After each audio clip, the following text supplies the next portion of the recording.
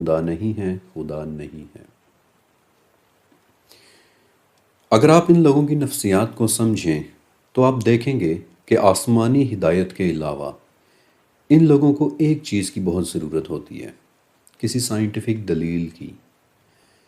یہ لوگ کہتے ہیں کہ ہمیں لاجک کے ساتھ جواب دیں، سائنٹیفک دلیل دیں کہ خدا موجود ہے، اور یہ کوئی آسان بات نہیں ہے، کیونکہ اسلام کی روح سے تو رب یعنی اللہ کے بارے میں قرآن کہتا ہے کہ لیس کمثلہ شیء، یعنی اس جیسی کوئی بھی شے نہیں۔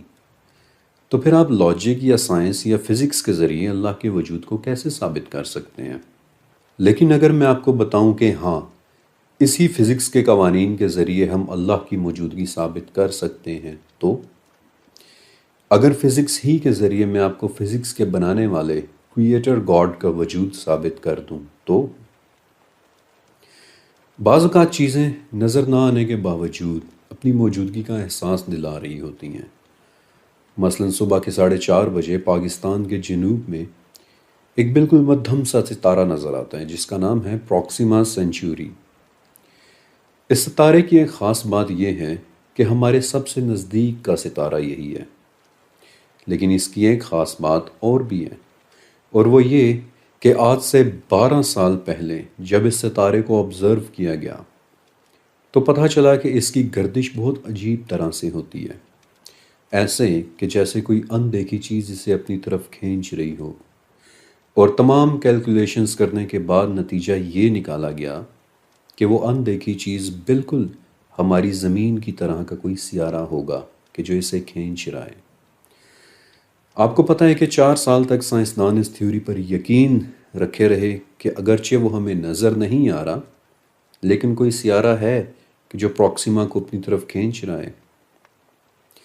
اور یہ تھیوری 2016 میں سچ ثابت ہو گئی، کیونکہ تب پہلی مرتبہ وہ اندیکھا سیارہ دکھائی دیا جس کا آج اس وقت نام پروکسیما سینچوری بی ہے۔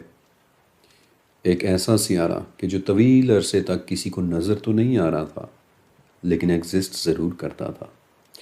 اور سائنس کی اس ٹیکنیک کا نام ہے پریڈکٹیو ماڈلنگ، اور آج سائنس کی اسی ٹیکنیک کو استعمال کرتے ہوئے میں آپ کو ثبوت دوں گا کہ خدا ایگزسٹ کرتا ہے۔ لیکن آخر سائنس کس چیز کا نام ہے؟ سائنس اس کائنات کی اسٹڈی کا نام ہے، جبکہ القرآن یہ دعویٰ کرتا ہے کہ اس کائنات کو سنبھالنے والا بھی اللہ ہی ہے۔